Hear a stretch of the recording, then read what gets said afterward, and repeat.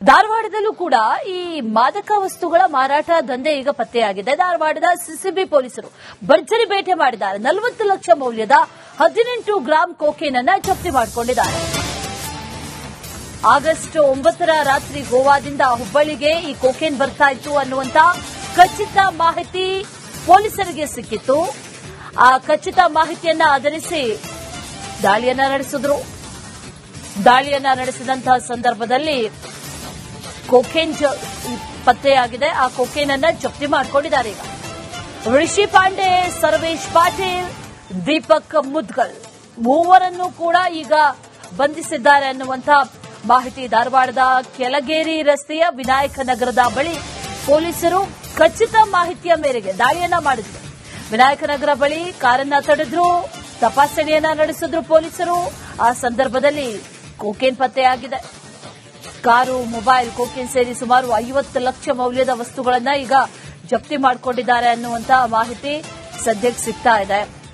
ಧಾರವಾಡ ಉಪನಗರ ಪೊಲೀಸ್ ಠಾಣೆಯಲ್ಲಿ ಪ್ರಕರಣ ಈಗ ದಾಖಲಾಗಿದೆ. ತನಿಖೆ ನಡೀತಾ ಇದೆ. ಕೊಕೇನ್ ಜಪ್ತಿ ಮಾಡಿದ್ರೂ ಕೂಡ ಇದರ ಮಾಹಿತಿಯನ್ನ ಪೊಲೀಸರು ಯಾಕೆ ಕೊಟ್ಟಿಲ್ಲ ಅನ್ನೋದು ಈಗ ಅನುಮಾನಕ್ಕೆ ಎಡೆ ಮಾಡಿಕೊಡ್ತಾ ಇದೆ. ಪೊಲೀಸರ ಮೇಲೆ ಅನುಮಾನಕ್ಕೆ ಕಾರಣ ಆಗ್ತಾ ಇದೆ.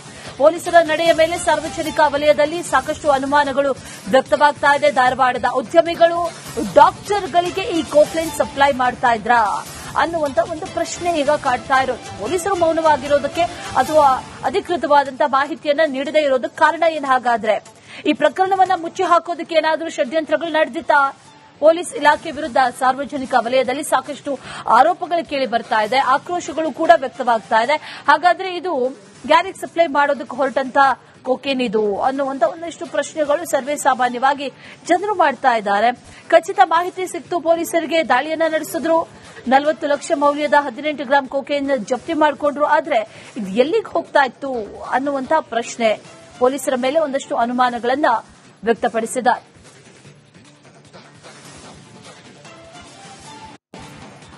ನಮ್ಮ ರಿಸರ್ವ್ ಸಂಗೀತದ ಧಾರವಾಡ ಒಂದು ವಿದ್ಯಾಕಾಶಿ. ಇಲ್ಲಿ ಸುಮಾರು 8 ಜಿಲ್ಲೆಯ ವಿದ್ಯಾರ್ಥಿಗಳು ಕಲಿಲಿಕ್ಕೆ ಇವತ್ತು ತಮ್ಮ ಭವಿಷ್ಯ ಉಜ್ವಲ ಮಾಡಲಿಕ್ಕೆ ಇವತ್ತು ಬರ್ತಿದ್ದಾರೆ. ಬಟ್ ಈಗ ಭವಿಷ್ಯವನ್ನು ಹಾಳು ಮಾಡುವಂತಹ ನಿಟ್ಟಿನಲ್ಲಿ ಇವತ್ತು ಪೊಲೀಸ್ ಇಲಾಖೆ ಕಾರ್ಯಪ್ರವೃತ್ತವಾಗಿದೆ ಅಂತ ಹೇಳ್ಬೋದು. ಇದಕ್ಕೆ ಮುಖ್ಯ ಉದಾಹರಣೆ ಮೊನ್ನೆ 9ನೇ ತಾರೀಕಿನ ದಿವಸ 18 ಗ್ರಾಮ ಸುಮಾರು ಕೊಕೇನ್, ಸುಮಾರು 44 ಲಕ್ಷ ರೂಪಾಯಿ ಕೊಕೇನ್ ಅನ್ನು ಪೊಲೀಸ್ ಜಪ್ತ್ ಮಾಡಿದ್ದಾರೆ. ಆ ಜಪ್ತ್ ಮಾಡಿದ್ರು ಸಹ ಇವತ್ತು ಜಪ್ತ್ ಮಾಡಿದಂತಹ ಮಾಲು ಎಲ್ಲಿ ಹೋಯ್ತು, ಏನಾಯ್ತು, ಅದಲ್ಲದೆ ಇವತ್ತು ತಂದಂತಹ ಕರ್ನಾಟಕಕ್ಕೆ ಬಂದಂತಹ ಈ ಕೊಕೇನ್ ಗೋವಾದಿಂದ ಬಂದಾಗ ಅಲ್ಲಿ ಅದರ ಒಬ್ಬ ಡಾಕ್ಟರ್ ಉದ್ಯಮಿಗಳು, ಇಬ್ಬರು ಉದ್ಯಮಿಗಳು ಇದರಲ್ಲಿ ಶಾಮೀಲಾಗಿ ಇವತ್ತು ಅವ್ರನ್ನ ಪೊಲೀಸ್ ಇಲಾಖೆ ಜಪ್ತ್ ಅವ್ರ ಕಡೆಯಿಂದ ಕಾರು ಮತ್ತು ಆ ಕೊಕೇನ್ ಜಪ್ತ್ ಮಾಡುವ ಮೂಲಕ ಅವ್ರು ಅರೆಸ್ಟ್ ಮಾಡಿ FIR ಮಾಡ್ತಾರೆ 9 ತಾರೀಕಿಗೆ. ಅವ್ರು ಮತ್ತೆ ಮರೆಂದ್ರೆ ಬೇಲಾಗ್ತದೆ. ಇವತ್ತು ಏನಾಗಿದೆಪ್ಪ ಅಂತಂದ್ರೆ ಇವತ್ತು ವಿದ್ಯಾಕಾಶಿಯಲ್ಲಿ ಇವತ್ತು ವ್ಯಸನ ಮುಕ್ತ ರಾಜ್ಯ ಮಾಡುವಂತಹ ನಿಟ್ಟಿನಲ್ಲಿ ಇವತ್ತು ವ್ಯಸನಿಗಳಾಗುವಂತಹ ವಿದ್ಯಾರ್ಥಿಗಳಿಗೆ ಇವತ್ತು ಈ ಪೊಲೀಸ್ ಇಲಾಖೆ ಸಪೋರ್ಟ್ ಮಾಡ್ತಾ ಇದೆ ಅಂತ ಹೇಳ್ಬೋದು. ಆ ಕಾರಣಕ್ಕಾಗಿ ಇವತ್ತು ನಾನು ಹೇಳಕ್ಕೆ ಇಷ್ಟಪಡ್ತೇನೆ. ಇವತ್ತು ಕೂಡಲೇ ಪೊಲೀಸ್ ಇಲಾಖೆ ಬಗ್ಗೆ ದೊಡ್ಡ ಯಾರಾದ್ರ ಆಶೀರ್ವಾದ ಆ ಕಾರಣಕ್ಕಾಗಿ ಇವತ್ತು ಪೊಲೀಸರಿಗೆ ಕೊಕೇನ್ ವಿಷಯ ಮುಚ್ಚ ಹಾಕ್ತಿದ್ದಾರೆ ಅನ್ನುವಂತ ಒಂದು ಪ್ರಶ್ನೆ ಕಾಡ್ತಾ ಇದೆ. ಆ ಕಾರಣಕ್ಕಾಗಿ ಇವತ್ತು ಕೂಡಲೇ ರಾಜ್ಯ ಸರ್ಕಾರ ಇರ್ಬೋದು ಸಮಗ್ರ ಇದೇ ವಿಚಾರಕ್ಕೆ ಸಂಬಂಧಪಟ್ಟಂತೆ ಡೀಟೇಲ್ಸ್ ಅನ್ನ ಕೊಡ್ತಾರೆ ನಮ್ಮ ಪ್ರತಿನಿಧಿ ನಾಗರಾಜ್. ದೂರವಾಣಿ ಸಂಪರ್ಕದಲ್ಲಿದ್ದಾರೆ. ನಾಗರಾಜ್, ಈಗ ಕೊಕೇನ್ ಸಿಕ್ಕಿತ್ತು, ಖಚಿತ ಮಾಹಿತಿ ಇತ್ತು, ದಾಳಿ ಮಾಡಿದ್ರು, ವಶಪಡಿಸಿಕೊಂಡ್ರು, ಮಾಹಿತಿಯನ್ನ ಕೊಟ್ಟಿದ್ದಾರೆ 40 ಲಕ್ಷ ಅಂತ. ಇಲ್ಲಿ ಅನುಮಾನಕ್ಕೆ ಕಾರಣ ಆಗ್ತಾ ಇರುವಂತ ಅಂಶಗಳೇನು?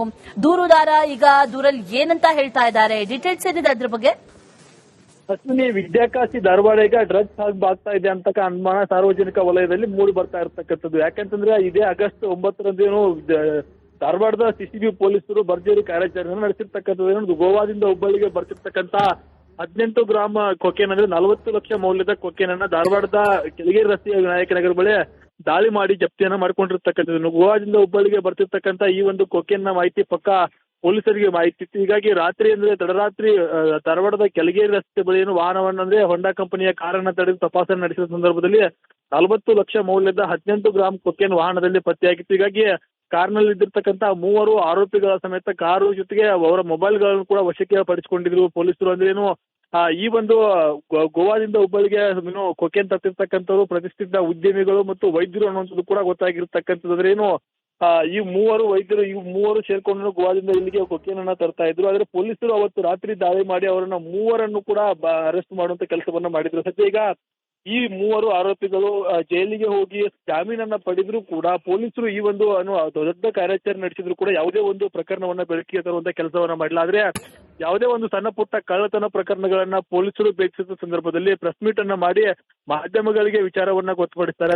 ದೊಡ್ಡ ಮಟ್ಟದಲ್ಲಿ ಒಂದು ಕಾರ್ಯಾಚರಣೆ ನಡೆಸಿ ಡ್ರಗ್ಸ್ ವಿರುದ್ಧ ಆರೋಪಿಗಳನ್ನ ಬಂಧಿಸಿದ್ರು ಕೂಡ ಯಾವುದೇ ಒಂದು ಮಾಹಿತಿಯನ್ನ ಬೆಳಕಿಗೆ ತರದೇ ಇರೋದ್ರಿಂದ ಸಾರ್ವಜನಿಕ ವಲಯದಲ್ಲಿ ಪೊಲೀಸರೇ ಈ ರೀತಿಯಾದಂತಹ ಒಂದು ಪ್ರಕರಣವನ್ನ ಮುಚ್ಚಿ ಹಾಕ್ತಿದ್ದಾರೆ ಅನ್ನುವಂತ ಒಂದು ಆರೋಪ ಕೂಡ ಕೇಳಿ ಬರ್ತಿರ್ತಕ್ಕಂಥದ್ದು Ashwini. Right Nagaraj, thank you ಡೀಟೇಲ್ಸ್ಗೆ.